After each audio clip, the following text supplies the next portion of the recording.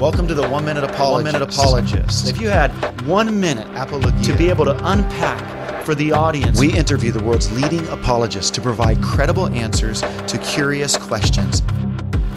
Well, it's a real privilege for me to be with you, Mike. I know that you are a great guy and he loves the Lord, and I just can't tell you how blessed I am to have you on our program today. Well, thanks, Bobby. Great to be back with you. I know that you play with this idea, if you were in a taxi cab, how would you respond? Well, I'd like to kind of throw that your way. If you were in a taxi cab and somebody was to say the Gospels have contradictions in them, how would you answer that question? I'd say there are three essential issues in coming to grips with these differences, these tensions in the Gospels. The first one has to do with the ability to distinguish between a difference and a contradiction. A contradiction would be something like when the Titanic sank, there were survivors who said that the Titanic broke in half and then sank, and then other survivors said, no, it went down intact. That is a contradiction. There's no way of reconciling that.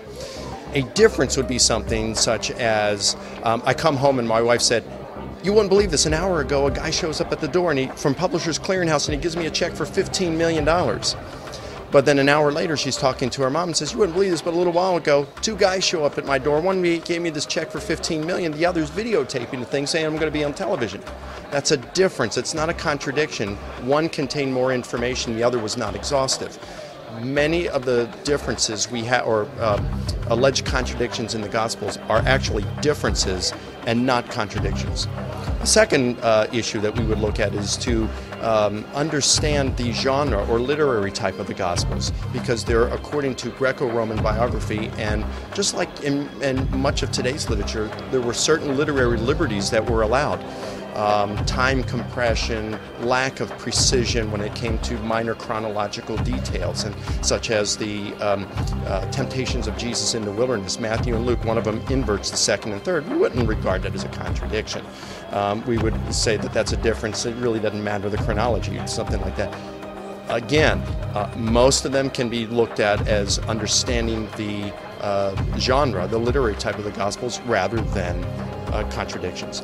And then the third point I would make is the importance of differences, and that is this.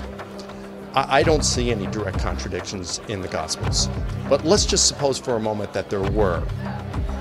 That doesn't mean that the Gospels are unreliable. It may force us to revise some of our views of inerrancy, but it wouldn't mean that they're historically unreliable. No more than the fact that eyewitnesses, survivors of the Titanic, contradicted on whether she broke in two, nullifies the story that the Titanic sank.